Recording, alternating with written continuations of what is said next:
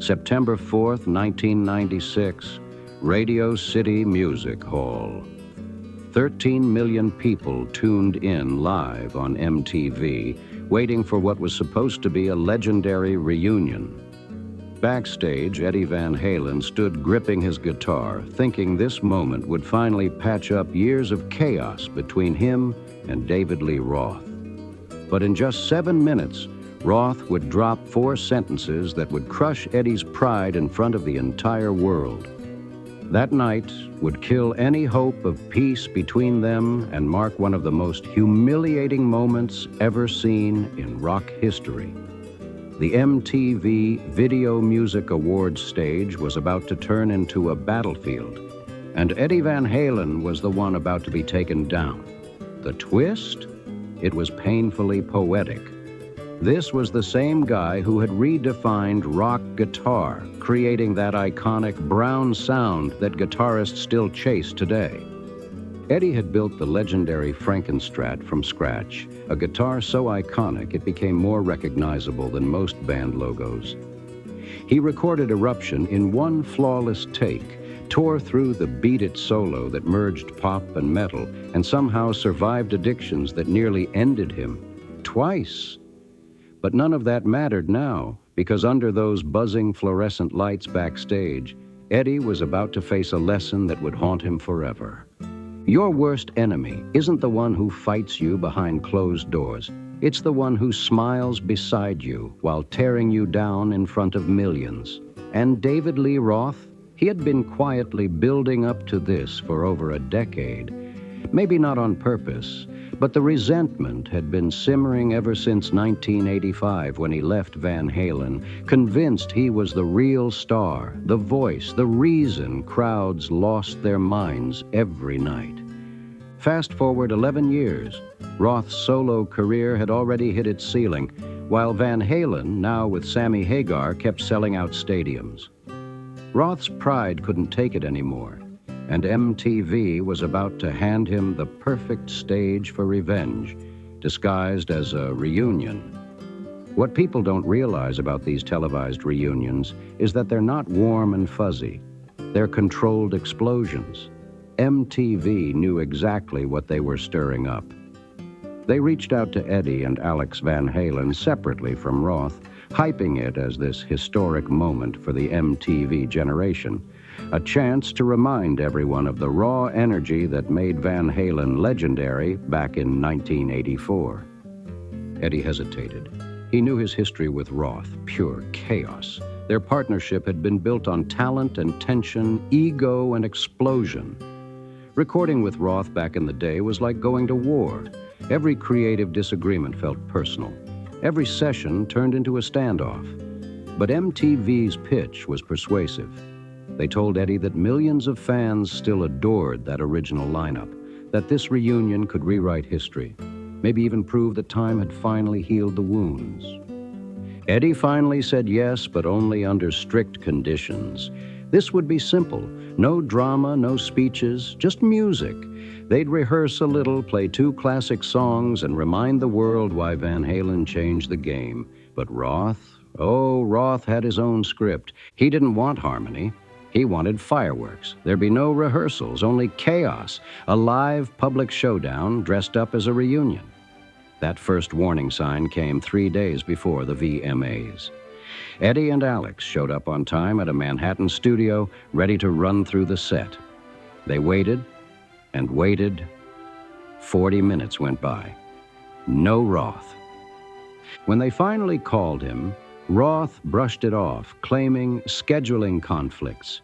He said there was no point rehearsing songs they'd played 1,000 times before. Everything would be fine on the night. Eddie felt that old knot in his gut tighten, the same feeling he had back in 1984 when he realized their bond was cracking beyond repair. But he pushed it aside, convincing himself that maybe Roth was just being Roth, unpredictable, dramatic, and impossible to trust. The moment the performance began, everyone snapped into that razor-sharp professional mode, the kind that only kicks in when everything's on the line. If you've never felt the kind of dread that comes from knowing someone from your past could destroy you, and you can't do a thing to stop it. You're about to understand exactly what that feels like. Because this story, it was about to turn way darker, and Eddie Van Halen was walking straight into the fire. September 4th finally arrived, and Radio City Music Hall was electric. The whole place buzzed with celebrities, MTV execs, and fans who'd grown up worshiping Van Halen's music videos. The air felt alive, charged with nostalgia and danger all at once. Eddie showed up early, just like always. Disciplined, focused, the real deal. He wasn't about the drama, he was about the craft. He found his guitar tech and dove straight into his pre-show ritual, the same one he'd followed for years. He checked the Frankenstrat's tuning not once, not twice, but 3 times. Then he adjusted the Variac transformer, dialing in that perfect voltage sag to make sure his signature brown sound would roar through the speakers. Meanwhile, the backstage area was pure chaos. Producers shouting into headsets, makeup artists darting around with powder brushes, assistants running with clipboards, and musicians rushing between dressing rooms. In the middle of the madness, Eddie spotted Michael Anthony, the loyal bassist who had flown in just for this reunion. But something felt off. Michael looked nervous, which wasn't his style. "You seen Dave?" he asked quietly. Eddie shook his head. Roth was somewhere in the building, but had been avoiding the Van Halen brothers all day, making excuses about needing vocal warm-ups and meditation before showtime. Alex Van Halen, Eddie's brother and the band's powerhouse drummer, pulled him aside about an hour before they were supposed to go on. "Something's wrong," he said. "Dave's too quiet. When he's quiet, he's planning something." That line hit Eddie hard. He wanted to brush it off, but deep down, Alex was right. He always could read Roth like a book. Whenever Roth went silent, that's when you had to worry. The man thrived on attention, chaos, and spotlight. So when he wasn't talking, that usually meant he was cooking up something big and dangerous. The last half hour before the show was so tense, even the crew could feel it. MTV had arranged a quick reunion photo op backstage, the first time all 4 original members had stood together since 1985. The photographer lined them up. Roth dead center, of course, Eddie beside him with the Frankenstrat hanging from his shoulder, Alex standing behind the drum kit that had been staged for the shot, and Michael holding his bass with a stiff grin. The flash went off. Click. Nobody smiled. The air was thick with unspoken tension. Roth tried cracking jokes, but every word came out sharp, like a jab wrapped in a grin. His comments about the good old days had meanings only the band could catch. Little digs that felt like grenades going off in a church. Eddie said nothing. He just kept his eyes on the guitar, his one constant, the one thing that never turned against him. Then came a curveball that made Eddie's blood run cold. A production assistant rushed over with final details. They'd be performing 2 songs, Ain't Talkin' 'Bout Love and a shortened version of Panama. Simple, classic. No room for mistakes, right? Wrong. MTV had slipped in a last-minute change. David Lee Roth would have a live mic between songs for spontaneous banter. Eddie's stomach twisted. Spontaneous banter with Roth was like giving fireworks to someone who loved lighting matches. He tried to push back, but the assistant was already gone, lost in the chaos of live TV. The schedule was locked, and once the cameras started rolling, nothing could stop what was coming. Roth didn't even glance at Eddie or Alex when he walked in, not once. Instead, he strutted through the backstage area like a politician at a red carpet fundraiser, shaking hands, cracking jokes, and making sure everyone within 10 feet remembered exactly who he was. David Lee Roth, the frontman, the voice, the showman who, in his mind, had made Van Halen more than just a band built around a guitar genius. Eddie watched the whole act unfold, and that heavy sense of dread started crawling up his spine. This wasn't a man preparing for a simple feel-good reunion. No, this was someone setting the stage for a performance inside a performance. Something bigger and darker. Then the lights dropped and Radio City Music Hall erupted. 13 million people leaned in toward their TVs as the massive screen lit up with one name, Van Halen. The crowd roared like it was 1984 all over again. Eddie, Alex, and Michael took their spots, the energy surging like lightning. For the first 90 seconds, everything was perfect, almost too perfect. The opening riff of Ain't Talkin' About Love sliced through the air, that signature Van Halen fire alive once more. Eddie's fingers flew across the Frankenstrat, every note clean, fast, effortless, like his hands were telling the world, I'm still the king. Alex pounded the drums with that trademark precision, tight and thunderous, a rhythm only a Van Halen could pull off. Even Roth seemed in his element. Voice on point, charisma turned up full blast. To the crowd, it looked like magic reborn. But Eddie could feel the tension hiding beneath the surface, that wrongness, that familiar chill. Roth kept glancing over between lyrics with a look that wasn't friendly, but wasn't exactly hostile either. It was colder, calculated, like he knew something Eddie didn't. When the first song ended, the place exploded with applause. It should have been the moment everyone remembered as the night Van Halen reunited in triumph. But instead, this was the exact second David Lee Roth decided to blow it all up. He grabbed the mic, smiling that slick, dangerous smile of his, the one Eddie had seen too many times before. Instead of introducing the next song, he paused, just stood there, 3 seconds, maybe 4. But on live TV, that silence stretched forever. The crowd quieted, waiting. Eddie felt every muscle in his body lock up, his instincts screaming that whatever came next was going to hurt. Then Roth spoke. You know, he began, voice echoing through the hall with that theatrical tone that once filled stadiums. I forgot the words to the second song. The audience laughed nervously, a few chuckles, awkward, unsure. But Eddie knew this wasn't a joke about stage fright. This was a setup. The punchline was coming, and it was about to cut deep. Roth leaned into the mic again, smirk curling wider. But that's okay, he said, pausing just long enough to twist the knife. Because unlike some people, I don't need to hide behind a guitar to be interesting. The crowd froze. The laughter died instantly. The insult hit like a lightning bolt straight to the chest. 13 million people heard it, live. The audience at Radio City heard it. Every journalist in the room heard it. And most painfully, Eddie Van Halen heard it, 6 feet away from the man he'd built a rock empire with. That one line didn't just humiliate him, it erased years of respect in a single breath. The same man who invented a sound, who changed how the guitar was even played, was now being mocked on national television as if his genius was just a disguise. The camera cut to Eddie's face, and that image became infamous. Shock, embarrassment, fury. It all flashed across his face before he could bury it under forced calm. His fingers tightened around the guitar neck like it was the only thing holding him together. Alex's drumsticks froze midair, literally stopped. Michael Anthony looked down at the floor, avoiding eye contact, his jaw tight. And Roth? Oh, Roth could smell blood in the water. He wasn't done, not even close. I mean, Eddie's great and all, Roth continued, flashing that fake grin. Fantastic guitarist.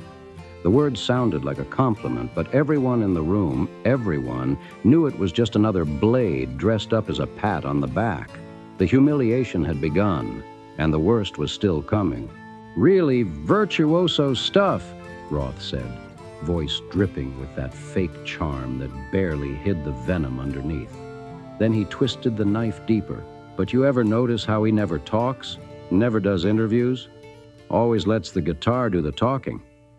He paused again, holding that silence like a weapon, and flashed that wicked grin. Maybe it's because when you take away the instrument, there's not much left to say. The crowd let out a nervous mix of gasps and awkward laughter. On the surface, it looked like playful teasing. But anyone who knew the history between these two could feel it. This wasn't friendly ribbing. This was public humiliation. Millions of people at home watched, thinking they were witnessing a fun reunion between old bandmates. But the music industry, they saw exactly what was happening. David Lee Roth was nuking any chance of a Van Halen comeback while rewriting the band's story right there on live TV. He wasn't just mocking Eddie's personality. He was trying to twist the narrative, making it sound like Eddie's quiet nature, his preference for letting his music speak, was some kind of weakness instead of what it really was. The soul of an artist who spoke through sound, not words. The second song, Panama, technically happened, but not really. They went through the motions, every note landing perfectly because Eddie Van Halen always played perfectly. But the fire was gone. The spark that made Van Halen had been drained out by Roth's words. On stage, it looked like an execution being carried out. Eddie finishing what he was obligated to do before walking away from the wreckage. When the last chord rang out, the audience clapped, because that's what crowds do. But even that applause felt strange, hollow, like everyone knew something ugly had just happened under the bright lights. Eddie didn't bow, didn't wave, didn't even look up. He walked off stage, still clutching the Frankenstrat, his expression stone cold. He went straight to his dressing room and locked the door behind him. Alex followed close behind, banging on the door, trying to reach his brother. But Eddie wouldn't open it. Inside, surrounded by those bright vanity mirrors and fake backstage cheer, Eddie finally faced a truth he'd been avoiding for years. His relationship with David Lee Roth wasn't just broken, it was poisoned. No amount of fame, success, or nostalgia could fix something that toxic. What Eddie didn't realize at that moment, sitting alone while the MTV cameras kept rolling and the after-party buzzed down the hall, was that Roth's words would stick like scars for decades. From that night on, every interview Eddie gave, every documentary about Van Halen, every rock journalist dissecting their story, would always circle back to the 1996 MTV incident.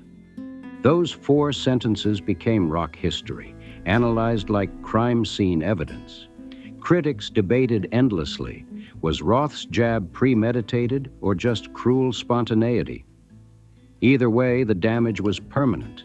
The world had just watched the death of any future Van Halen reunion, live, unfiltered, and impossible to unsee. Behind the scenes, the industry went into full-blown crisis mode. Phones blew up across Los Angeles and New York. Managers calling managers, PR teams scrambling, record label execs who'd been dreaming of a multi-million-dollar reunion tour with the original lineup started shredding those plans by sunrise. MTV's own staff realized what they'd aired. Not a feel-good rock moment, but a public execution disguised as entertainment. Their damage control team scrambled, pushing VJs to spin the event as just another wild rock and roll moment. But no amount of spin could hide what people had actually witnessed. One man's ego torching another man's dignity in front of 13 million witnesses. And far away in California, Sammy Hagar, the man who had replaced Roth back in '85 and was still technically in Van Halen at the time, was watching from home. When asked later, he admitted the truth. He felt vindicated. For years, Roth had mocked him, claiming that Van Halen without him was a downgrade, just a cover version of the real deal. But now, in one live broadcast, Roth himself had shown the world why the Van Halen brothers moved on without him. The phone started blowing up around midnight. Eddie's hotel room phone rang nonstop. Calls from his manager, his lawyer, a few music journalists hungry for quotes, even some fellow rock legends checking in to offer support. But Eddie didn't pick up a single call. Not one. He just sat there, silent, the Frankenstrat resting across his lap. He wasn't playing it, just holding it. The same guitar that had always spoken for him when he couldn't find the words.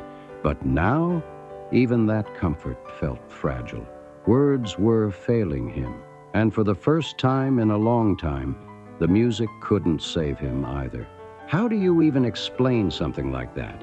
How do you tell people that someone you once built art with, someone you shared dreams and stages with, had just used the biggest platform in the world to tell millions you were nothing without your guitar. It wasn't just betrayal. It was humiliation, weaponized and broadcast live. What most people don't get about that kind of public humiliation is that it's a form of violence, not the kind that leaves bruises, the kind that cuts into who you are. It strips away your identity, your worth, your place in the world. And for Eddie Van Halen, that hit especially deep. All his life, Eddie had been fighting invisible battles. He was the Dutch kid who barely spoke English when his family moved to Pasadena. He got picked on for his accent, his awkwardness, his quietness. Music became his language, the one place he was safe, where the world finally made sense. So when Roth took aim at him on live TV, it wasn't random. Whether he meant to or not, Roth had hit the most vulnerable spot Eddie had, the fear that without his guitar, he disappeared. That moment on MTV wasn't just cruel, it was surgical. It went right for Eddie's deepest insecurity, the idea that maybe he was only valuable because of his instrument, not because of who he was. In the days after that nightmare broadcast, Eddie did something he almost never did. He went to therapy, not for the usual stuff, not for addiction or pressure or fame, but for this. He needed to understand how something like that could crush him so completely. And that therapist told him something that stuck forever. Some people can't celebrate others without cutting them down. That hit like a truth bomb. Roth's ego couldn't coexist with Eddie's greatness, not for long. For Roth to feel like the star, he had to make Eddie seem smaller. And it had probably been that way for years, hidden under all the fame, the chaos, and the money. The therapist also helped Eddie see how smart and cruel Roth's move really was. By wrapping the insult in a joke, by grinning through it, Roth gave himself cover. If Eddie spoke out, he'd look thin-skinned, the guy who couldn't take a joke. MTV would laugh it off, the tabloids would twist it, and Roth would walk away untouched. It was a trap, perfectly built and impossible to fight. Eddie either swallowed the humiliation quietly or fought back and risked looking weak. Either way, Roth won that round. That moment changed Eddie forever. It wasn't just a bad night, it rewired how he handled his career, his relationships, everything. The guy who'd already hated interviews became even more withdrawn. His trust, already shaky after years of banned politics, got even thinner. Every handshake, every promise started to feel like a setup waiting to happen. When Van Halen eventually split with Sammy Hagar later in 1996, there were plenty of reasons. Creative clashes, business pressure, exhaustion, but that MTV disaster didn't help.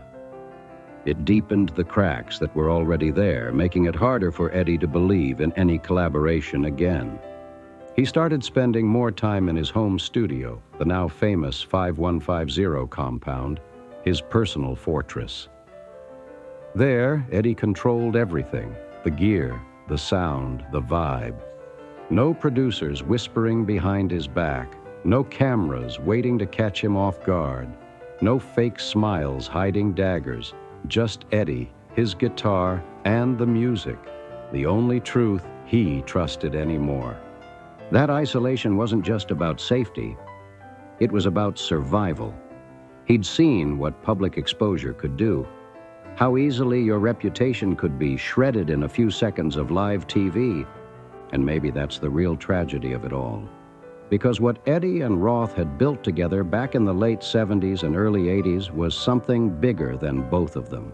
When those two forces collided, Eddie's genius and Roth's showmanship, they created a sound, a movement, a feeling that defined an era. But somewhere along the line, that shared spark turned toxic. Fame twisted it, ego strangled it. And that night in 1996 was the final nail, the moment when creation turned into destruction, lived for the whole world to see. The original Van Halen sound, that wild electric fusion of Eddie's mind-blowing guitar wizardry and David Lee Roth's over-the-top charisma, defined rock in the late 70s and early 80s. It was lightning in a bottle, pure magic. But here's the truth that few people want to admit. Making great art together doesn't mean you share values or even like each other. Sometimes it just means two people's talents collided at the perfect cultural moment. And when that moment fades, what's left behind is often resentment, two legends trapped in each other's shadows. For David Lee Roth, that MTV moment in 1996 must have felt like a victory. He got to remind the world that he was the frontman, the loud, larger-than-life face of Van Halen. Sure, the band had thrived without him, selling out stadiums with Sammy Hagar. But in that split second of live TV, Roth grabbed the spotlight back. Yet in doing so, he exposed something darker, something everyone in the industry had long suspected. His ego would always come first. Over the years, there were reunion talks, attempts to bring the original lineup back together. But every time, they collapsed under the same truth that Knight had made crystal clear. Trust, once shattered that publicly, can't be rebuilt, not after being crushed in front of millions. Eddie Van Halen passed away on October 6, 2020, never fully mending that broken bond.